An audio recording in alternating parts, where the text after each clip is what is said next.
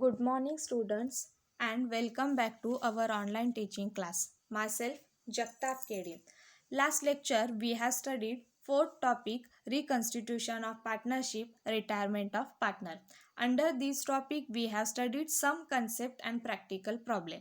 Introduction, new ratio, how to calculate new ratio, gain or benefit ratio, how to calculate gain or benefit ratio, treatment of goodwill, transfer of reserve fund or general reserve or accumulated profit or loss, revaluation of assets and reassessment of liabilities, adjustment of capital and total payable amount to retiring partner, and practical problems. I hope you all understood this topic and practical problem and concept under this topic. So today's lecture I will start next fifth topic, reconstitution of partnership, date of partner. Under this topic I will explaining some concept, meaning new profit sharing ratio, gain ratio, revaluation of assets and liabilities, amount due to deceased partners executor, settlement of amount due, and accounting treatment. And also this topic we will solve practical problem. So let's start our lecture. Meaning, a partner will cease to be a partner on his death and hence death is considered as compulsory retirement. Partnership business may be continued by surviving partner if partnership firm make provision in partnership deed. Partners make arrangement to settle account of deceased partner with his legal representative who will be entitled who will be entitled at their choice to interest at 6% per annum on amount due from date of death to date of payment. याचा अर्थ भागीदारातील एखाद्या भागीदाराचा मृत्यू झाल्यानंतर मृत झालेल्या भागीदाराचे भागीदारातील अस्तित्व संपुष्टात येते. म्हणून भागीदाराच्या मृत्यूला भागीदाराची सक्तीची निवृत्ती म्हणतात. भागीदारी संस्था इतर भागीदारांच्या मदतीने भागीदारीचे कामकाज चालू ठेवते. परंतु जर भागीदाराच्या करारनाम्यात तशी तरतूद केलेली असेल तरच ते शक्य होते. मृत भागीदाराच्या खात्याच्या रकमेची परतफेड ही त्याच्या कायदेशीर वारसाला किंवा त्याच्या प्रतिनिधीला करण्यात येते. या देय रकमेवर मृत भागीदारांच्या वारसाला अधिकार प्राप्त होतात आणि मृत भागीदारांच्या मृत्यूच्या दिनांकापासून तर त्याला दिल्या जाणाऱ्या रकमेवर वार्षिक 6% दराने व्याजासहित रक्कम द्यावी लागते. नेक्स्ट पॉइंट सांगितलेला आहे new profit sharing ratio. On date of partner profit sharing ratio of remaining partner changes. Profit sharing ratio of remaining partners increase because profit sharing of deceased partner get divided and received by remaining partner. भागीदाराच्या मृत्यूनंतर राहिलेल्या भागीदारांचे नफा विभाजनाचे प्रमाण बदलते. म्हणजेच राहिलेल्या भागीदारांना नफा विभाजनाच्या प्रमाणात वाढ होते, कारण मृत भागीदाराच्या नफ्यातील हिस्सा राहिलेल्या भागीदारांना विभागून दिला जातो. नेक्स्ट पॉइंट आहे गेन रेशो और benefit ratio. Benefit or gain ratio is a ratio by which surviving partner are benefited due to death of a partner. The extra share which they are getting is added in their old share.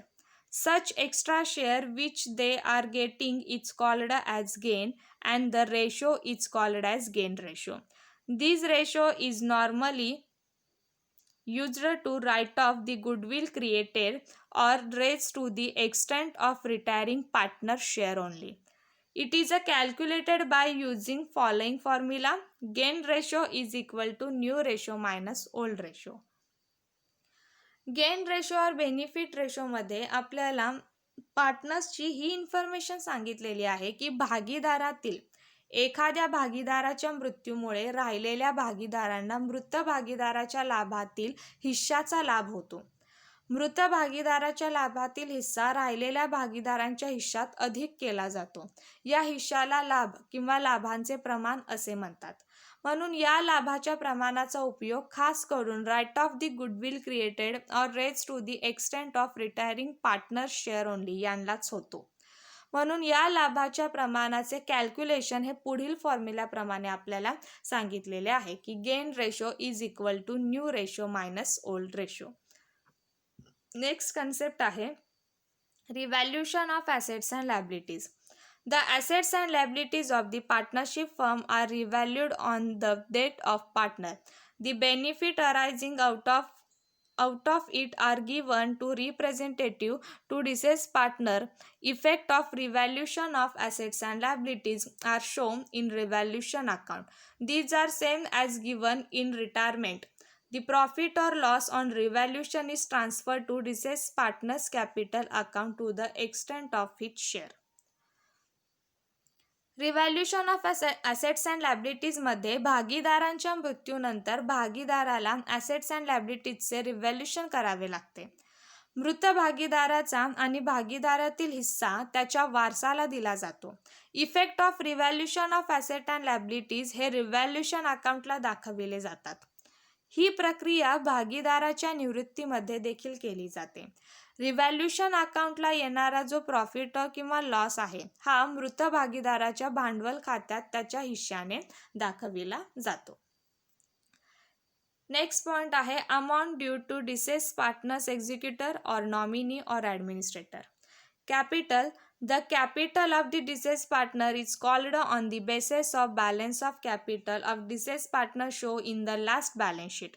Share of profit or loss on revaluation, general reserve, accumulated profit or loss, share of goodwill, salary of partner, interest on capital, interest on drawings, and profit up to the date of debt, etc. Amount due to deceased partner executor or nominee or ॲडमिनिस्ट्रेटरमध्ये आपल्याला जे capital म्हणजे जे भांडवल आहे की जे भागीदारी संस्थेच्या लास्ट बॅलन्स शीटच्या बॅलन्सवरून मृत भागीदाराच्या कॅपिटलचे हे कॅल्क्युलेशन केले जाते. आणि हे calculation profit or loss on revaluation, general reserve, accumulated profit or loss, share of goodwill, salary of partner, interest on capital, interest on drawing, profit up to the date of death यावरून हे calculation केले जाते. म्हणजे अशा प्रकारे त्या पार्टनरला या प्रमाणे कॅल्क्युलेशन करून तो हिस्सा तिथे दिला जातो. त्यानंतर नेक्स्ट कन्सेप्ट आहे settlement of amount due. The amount due to deceased partner is transferred to his executor or nominee or administrators loan account and it is paid to them after completing all legal formalities and procedure. Settlement of amount due मध्ये मृत भागीदाराला द्यावयाची अंतिम रक्कम त्याच्या कायदेशीर वारसाला किंवा प्रतिनिधीच्या कर्ज खात्याला ट्रान्सफर केली जाते आणि सर्व कायदेशीर कार्यवाही पूर्ण झाल्यानंतर कायदेशीर वारसाला किंवा प्रतिनिधीला ती रक्कम दिली जाते. आणि लास्ट कन्सेप्ट सांगितलेली आहे accounting treatment. The accounting treatment of preparing the account of deceased partner is similar to that of retirement of partner. याचा अर्थ की जी अकाउंटिंग ट्रीटमेंट आहे ती भागीदाराच्या निवृत्तीच्या वेळी आणि मृत्यूच्या वेळी अकाउंटिंग ट्रीटमेंट ही सिमिलर म्हणजे सारखी असते. म्हणजे रिटायरमेंट ऑफ पार्टनर आणि डेट ऑफ पार्टनरमध्ये अकाउंटिंग ट्रीटमेंट जी आहे ती सिमिलर म्हणजे सारखीच असते अशी सांगितलेली आहे. म्हणजे अशा प्रकारे आपल्याला डेट ऑफ पार्टनरमध्ये या पॉईंटद्वारे आपल्याला त्या पार्टनरची इन्फॉर्मेशन सांगितलेली आहे. आपण जो याच्या आधी लास्ट टॉपिक बघितलेला आहे रिटायरमेंट ऑफ पार्टनर की ज्यामध्ये आपण या ऑलरेडी कन्सेप्ट या बघितलेल्या आहेत. त्यामुळे या टॉपिकमध्ये आपल्याला त्या कन्सेप्ट फक्त इथे सांगितलेल्या आहेत. म्हणजे जवळपास रिटायरमेंट ऑफ पार्टनर आणि डेट ऑफ पार्टनर ह्या टॉपिक आणि त्यातल्या ज्या कन्सेप्ट आहेत त्या सिमिलर म्हणजे सारख्याच आहेत. म्हणजे अशा प्रकारे आज आपण 5th टॉपिक रिकन्स्टिट्यूशन ऑफ पार्टनरशिपमध्ये डेट ऑफ पार्टनर हा टॉपिक बघितला. या टॉपिकमध्ये आपण त्याचं meaning, new profit sharing ratio, gain ratio और benefit ratio, revaluation of assets and liabilities, amount due to deceased partner, executor or nominee or administrative, settlement of amount due and accounting treatment या concept बघितल्या. Next लेक्चरला आपण या टॉपिकमधील first practical problem बघणार आहोत.